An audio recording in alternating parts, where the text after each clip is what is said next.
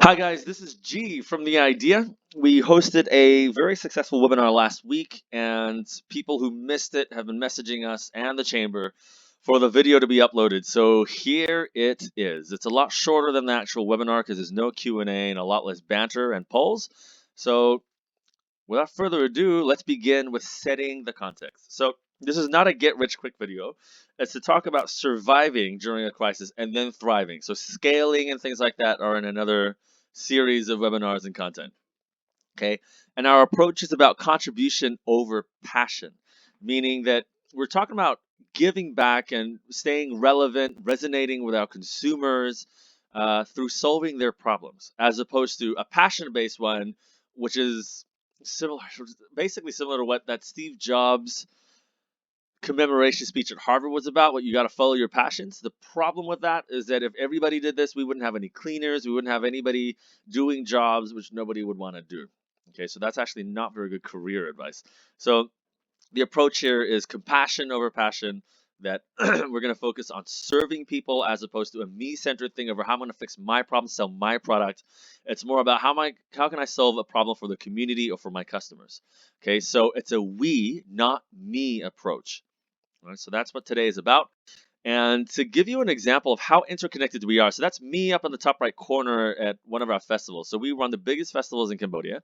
And the first thing that we tell our vendors is that we are successful when you are successful. And that is so true. Because if the vendors were selling boring products, they didn't do anything interesting, and the food festival would have, therefore, nothing interesting. I would get nobody there. And likewise, if these businesses closed, we wouldn't have a food festival, right? So we're so interconnected. And down below is the trampoline park that I co-founded. And same thing with SMEs. If they're not doing well, or if the community is not doing well, there's no salaries being paid, I would have no birthday parties at the trampoline park. If the companies were shut, then I wouldn't have anybody doing team building, right? So it's the same thing with a lot of many other types of businesses, is that we're also reliant on each other. Okay, and if you can solve a problem for the much wider community, you're going to resonate with everybody. Okay, so to begin with, and as a consultant, I have to do my due diligence and tell you that safety definitely comes first, and is that before you talk about opening and pivoting, definitely cover your health and safety items first from COVID. That's so important. If you need the information, you can see it here, bottom left, on our website. All those resources are there.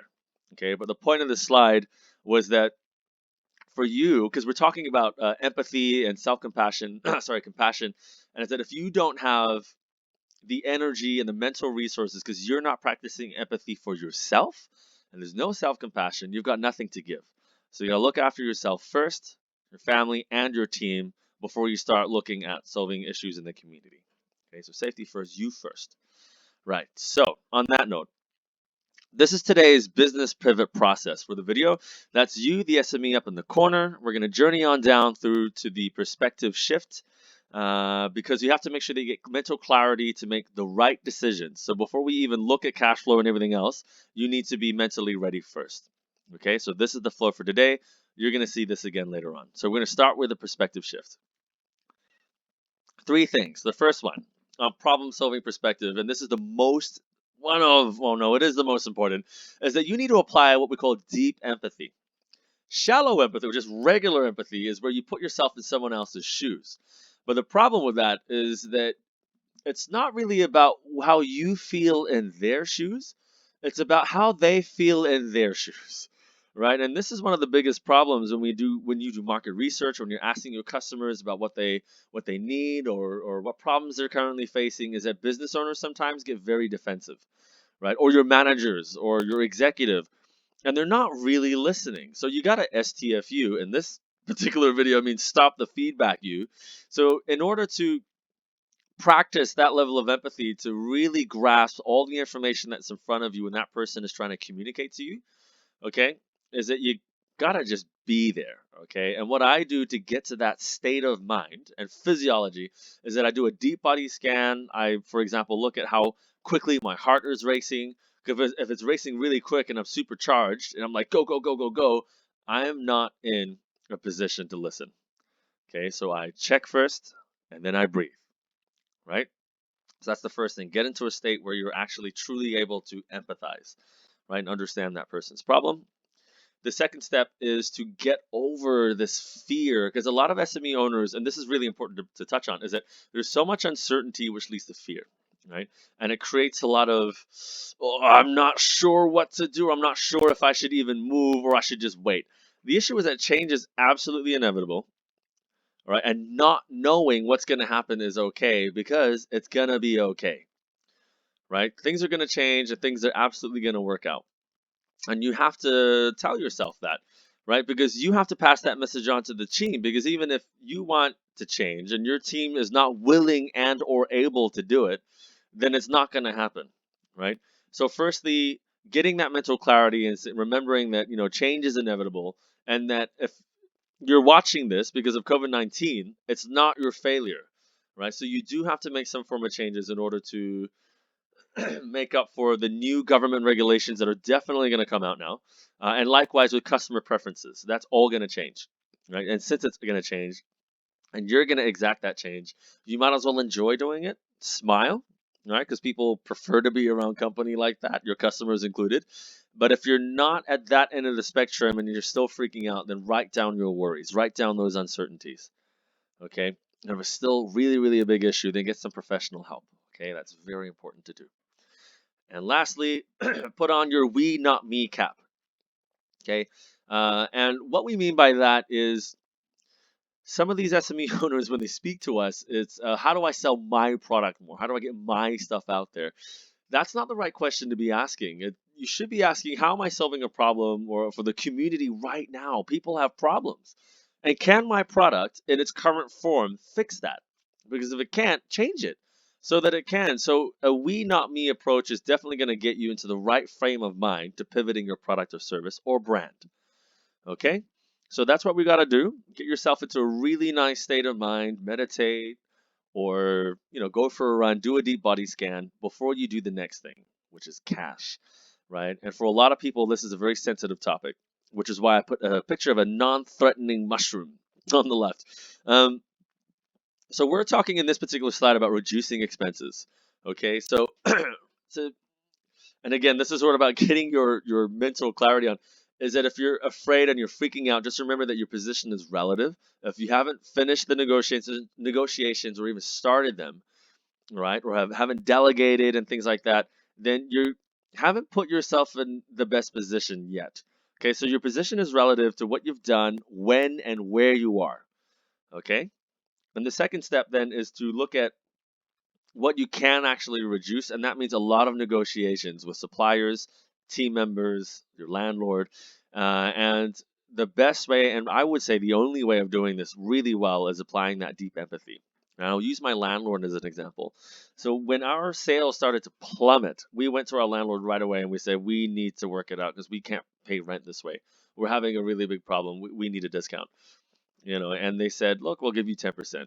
And I was like, I don't have enough money though. Like, this is sort of where I am, and I want to get to a point where I'm continually paying rent. Let's both agree on that. I'm not trying to hurt you here, but I really need the support. I've lost 50% of my revenue, not even profit. And that's all they wanted to give. So what we did was went back to the drawing board. We think maybe we're not being empathetic enough, which I realized we weren't.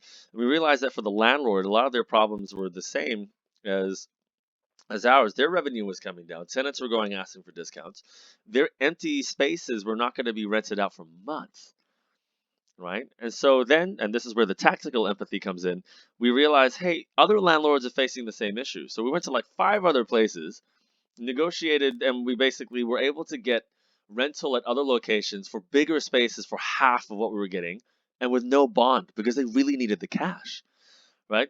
So we had a lot more negotiating power now because we applied that empathy and realized what the big problems were and realized that there were opportunities waiting there for us. So we went back to the landlord, right? Still being compassionate, and said, hey, look, we're getting much better offers, and I don't want to hurt you. Like, we've got a really good relationship going. I want to support you, and I know you want to support me so I can continue paying rent, right? So what can you do for me now because I have this other offer? In the end, they gave us an 80% discount, right?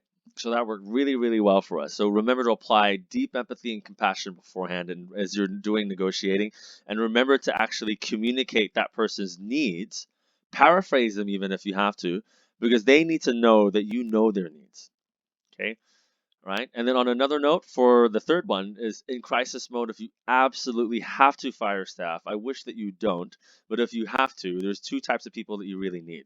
A rainmaker, someone who brings in all the customers, and then the operator or technician, someone who is creating the actual product. Those are two people that you absolutely need to keep. Okay. Moving on. Now, by the way, if you have any questions about what you could do here, let us know in the comments, and we could actually create another video for you. So today's video was really in this section here about the pivot, and these are 7 steps that you got to follow. Okay, you identify the problem, clarify what it is, create a whole bunch of solutions to trial, and then you partner up with someone, trial it, try and sell it, fix whatever issues you have, and then go to market with what we call a sales-ready product. Okay. Now there are 3 types of pivots that you can actually do. Today we're going to cover a product pivot. Okay, but a product pivot is where you differentiate your product to sell to the same customers or sell to new customers. You can do a customer pivot where you have the same product, but you change the messaging to sell to somebody else, or a brand messaging pivot where you shift the tone for your whole company. So, for example, you did no CSR before, which you should, and now you're saying, "Hey, look, we're a very community-centered, community-first business, and this is what we're doing in the community. This is what we're doing to solve issues," and that will resonate with a whole nother group of people, right? So, those are the 3 different ways you could do it. But today we're going to cover a product pivot. And the example is this bakery here called Pelican, which is run by a totally beautiful, smart, amazing, and caring owner who happens to be my wife. Not that lady, that is not my wife. Cool. So, problem identification, there are 3 things that you could do. Okay, and the first 2 steps are really simple. Call existing customers, ask them what their problems are, very simple, and then remember to STFU, stop the feedback, and be completely present and empathetic, right? And a lookalike. So that first one I think is fairly simple and self-explanatory. The second one is what you call a lookalike audience, which is borrowed from Facebook, where these are people who have the similar or the same interests and behaviors as your existing customers, but they're not currently your customers. And the easiest way to frame it is that they're like the friends of your existing customers. How do you reach them? Through your existing customers, right? And remember to be empathetic and be compassionate and be sincere and genuine when speaking to people. So what I did, for example, was I would call John, for example, and say, "Hey, man, look, I'm in a bit of a pickle. I would love just 15 minutes of your time. I'm happy to check in a cookie for this time too, but I need to know what else I could do with my offers to solve some of the problems that our customers have, so I can service them better, or I can do something for the community. But I would love 15 minutes just to pick your brain a little bit about it. And if you have a friend who's not a customer of ours, I'd love to speak to them too. And that will be doing me an absolutely huge favor. So being very sincere, knowing when to pause, and that's something that you can use, that little script there. Anyway, so what you would get from your massive brainstorm is something that on the right here is what you call like a cluster mind map of where you start to group the different suggestions that have come from your interviews with your customers and their lookalike audiences. So, for example, for the bakery, they would have a series of products which people said, "I would really love this, and you're not doing this," or "These are things you got to fix, and they suck, and you need to improve them." And you group it all together, and then you're like, "Okay, which is going to have the most impact for us with the least amount of investment?" Okay, so you start to group everything, and then you proceed with the solutions afterwards. But in this step, you're just mind mapping everything and making sure you're putting everything on paper, right? Now, those are the first 2 steps, and the big problem with that is that customers and people don't always know what they want, right? So you're going to get an answer that is still relatively within the box. And I think it was Henry Ford that was asked why he didn't ask his customers what they wanted. And he said that if he did, they would suggest that they would want faster horses, right? And that's really interesting because, as you know, he's one of the modern fathers of modern management, created the giant behemoth, which is General Motors, Ford. Sorry. So anyway, Anyway, on that note, what we're going to focus on is actually shredding your existing value chain. This is where we're going to come up with really, really interesting new things, right? So in this example, we're using the value chain of a cookie, okay? And it could start earlier. So here it starts with procuring ingredients, but you could start before that, the recipe stage, R&D stage, or whatever, and it can end way after this at the feedback stage or anything. So in this situation, you should know your process because you're running your company. You write it all down, and then the biggest thing that you're going to do here is a what if exercise. Okay, so what if we stopped at step 2, for example? All right, so for example, okay, so procuring ingredients. Once you've mixed your ingredients, you've got your dough. And what if we stopped here? We would have cookie dough. Is that a product? Absolutely. Subway does it. Subway, one of the world's biggest franchises, sells cookie dough at their chains. So you can go in there. It's not on the menu, but you can ask for the cookie dough and they'll sell it to you. Right? And they make that readily available. Okay, so that's one product that you can create from there already. Right? And it'll appeal to a whole new set of people that love the idea of going into the kitchen, and you know how you scrape your finger along the dough, the bowl and you eat the cookie dough, and people want to eat this, right? So that's one product that's there already, which seems a lot more personal than a finished cookie in a box, right? Another example, let's say that we don't cool it, all right? Step 6, we sell it super hot, okay? So one thing that you could do there is say, how are we going to sell super hot cookies? Well, that's really appealing to people because it means it's super fresh. So communicate your cookie baking times and say, hey guys, 3 p.m. on a Wednesday, we can guarantee you this is the freshest cookie you're going to find not just in town, but in the world at 3 p.m. in Phnom Penh at that time. They're just out of the oven, right? So here's a campaign idea. Describe how a picture of this cookie smells, and we'll send a basket to your door from that 3 p.m. batch. Or if you turn up for pickup, because maybe you're on lockdown and you can't like open your dine-in, okay? But you can sell cookies that way, and people might be waiting to eat a super fresh cookie from you, right? It's a whole campaign that you can run from that. Or step 7, you say, hey, let's not package anything, okay? So that's great because you save cost on packaging. Secondly, if there's plastic in it, that appeals to a whole other group of people. But one campaign that you could do, for example, is, hey, come pick up 10 of our freshest cookies with your own box, because we're not going to package it, and we'll throw in a sweet carton of chocolate milk for you to chase it down with, right? So plenty of ideas that come up just from your existing things. And the beauty of what I'm trying to teach you today is that it's within what you already know. Right, so you don't have to invest in doing a whole other thing. This is all within your territory, your investment, your time, right? Your equipment that's already there. Okay, so this value chain thing is shredding your value chain and asking what if, right? Is one of the biggest exercises that you can do to pivot the product and service. Okay, so if there's anything that you remember this. Okay, right. So after this step, you got to clarify. So what we did for Pelican anyway was we didn't focus on this one because this is going to come out later, but we were looking at a problem to solve for the community. We actually wanted to solve issues, for example, for parents who are working remotely while managing teaching their kids from home. They're running out of patience, time, money, worrying about the current situation. And this step here is to really, really clarify what the problem is. So you want to get to a sentence which is like less than 25 words, okay? And get to a point where you can really understand what the fundamental problem really, really is. Okay, so when you reiterate that, the other example here is that parents are running low on time. So much more clear in 5 words, right?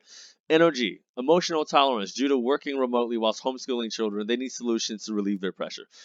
But in that first 5 words, you already see, that's their problem. What can I do as a bakery, right, to solve this problem? So one of the solutions that came up was a kids catering kit, right? Where kids could decorate and create their own sandwiches. So lunch is made, the kids made it, they could decorate it, and you could do an online competition for the kids where they could win, like we checked in trampoline park tickets for kids to decorate their sandwiches, right? So first you got to write down your concepts, okay, and you got to kill it. And what we mean by killing your darlings, it's a quote from Ernest Hemingway. And basically what it means is that your first draft is not perfect, right? Maybe the 4th or 5th solution is the one which will actually work, okay? and you got to model it for profit after that. So once you've got your solution there, you got to make sure they can actually make money. So sometimes we have to remind people to do that. And then the next step is what you call a red team, blue team. So now you got to shred all your solutions to bits. So you have someone whose only job is to debate, and say, hey, look, I don't think it's a great idea because. And your job, remember, to stop giving feedback and just listen, is to come up with solutions for all those objections. So you're on the blue team. Okay. And then lastly, and this is where you apply a load, sorry, I didn't want to swear, a lot of empathy, is you think, how can I make the day better for your customers, right? Or their end users. Okay, so in this instance, if they get the kids catering kit, maybe there's a personalized note for the parent which says, "Hey, we completely get it. All right, we absolutely understand where you are. So we checked in this extra cookie just for you." Right, so making their day better, and they think, "Wow, you guys are awesome. Thank you so much for this." Okay, so anyway, so for that solution stage, remember to write it down, kill it, kill it, kill it, kill it, kill it. Create a whole bunch of different solutions and run it through other people until you get to something which makes more sense, right? So even in the production phase, when we were creating different artworks, in the end, this one was the one that people kind of liked. I don't personally like it, but it resonated with parents. So there you have it. Now, after you have a solution, take it to partners to see how you can save money on execution, right? The first thing is a filter, all right, which means who shares my values. And if your partner does not share your values, don't do it with them because it's not going to work out well. Okay. Um, and then this is a series of questions that I use to identify a really good partner, right? So who else could need your help or use the solution with you, that they can sell to their customers. And that's sort of that last question there. Who has access to my new market, right? So someone complementary, someone who does something that you're not good at. So in this particular situation with the kids catering kit, the bakery is partnering up with a school, right? So they don't compete with each other, but the school is not a bakery and the bakery is not an educator. So the school is creating these food science tips and ideas to teach children about food science, and the bakery just makes the kits, right? So it's a real good win-win. And the school, because everyone's in lockdown, needed to keep relevant with the parents. So this was like a really great way of doing that. And so what they did was that they offered a discount on the kids catering kit just for those school parents. Okay, so they said, oh, wow, the school's still negotiating with the community on our behalf, right? So that worked out really, really well. Well, actually, in the end, it didn't even become sandwiches, it became pizzas because sandwiches weren't sexy enough, right? And the other thing was that sandwiches still needed sharp, stabby things to cut with, cutting cucumbers and stuff, whereas pizzas, everything was relatively prepped and they could just decorate it.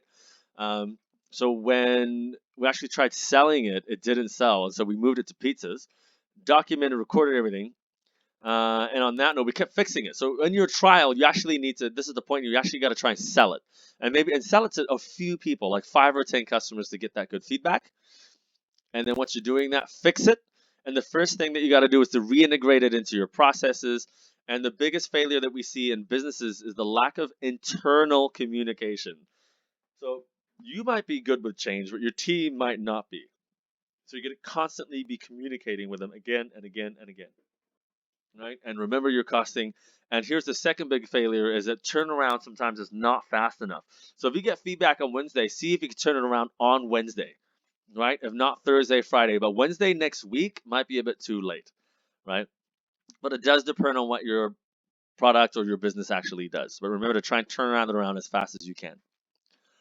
Now, all that is like a giant sprint to get you to this point, which is like a sales ready product. And when you have a sales ready product, you, as the SME owner, assuming you're not the technician, okay, can work on the business and not in the business. And what it looks like is a series of processes, FAQs, and what I'm showing you this example from one of our actual businesses where from the first touch, when the customer, in that occurrence where customer sees the campaign, we know exactly who does what and when and by when and who's supervising it. And then what happens next, right? So it's really clear what's happening in this whole process with this new product. Okay, so we're pivoted. Now we actually have to maintain it and run it, right? And that part is key. So in your mind, is it sales ready? Sales ready meaning the moment that the customers see it and they inquire, and I want to make that sale, am I ready? That's pretty much what it means. Okay, and you want to reduce that sales cycle as much as possible. So if it takes you 180 days, for example, to actually close a deal, you want to get to a point where it's like 30 days. Right? You might not get there, but you're going to try. Okay, and to do that, you got to create all these processes and systems in place so that you can actually do that. So what we've done is we've covered the perspective shift, cash flow, the product, service, and pivot. If that's all you were here for, you can stop, right? Because now I'm going to go into going to market and operating. So cash flow and finance is essentially the same, but if you have any questions, you can ask us in another video. So going to market is to sell, right? So you're communicating, you're marketing, and you can find this on our website. We've created a filter here that you ask yourself before doing any marketing communications, and I explain and teach you how to use it on our website. So you can just jump on that. I'm not going to cover in this video. I think it's pretty well explained enough in the blog. And if you're still confused and you want to run us through some of your ideas, you can put it into the comments or message us directly. We are happy to help. Okay? Especially if you're in Cambodia. Right? If you're in Cambodia, that's even better because we are focusing a lot of our attention on some of those SMEs over there at the moment to help the beneficiaries that we have. Okay, so the next one is to operate. So you're communicating now and you want to get some sales. You want to make sure that your business is a machine. Okay, so what we mean by communicate is to internally communicate and ensure that quality is, the quality assurance aspect is actually happening. So in our experience, you're spending about 10% to 15% of your time on finances and accounting. All right. And then you're left with about 80-90% of your time. Half of that is for selling, and the other half is in operating, roughly. And it does depend on your role in the business. Okay. And this is where you make sure that you're constantly communicating internally, you're delegating, and you're checking that the product is actually what it should be, if not better. Cool. Now that covers the core content of the webinar that we actually hosted last week. We're not doing obviously a Q&A for this, but you can ask the questions down in the video or in the comments below. And what I will leave you with is a short little story of our crisis. COVID wasn't even so bad for us.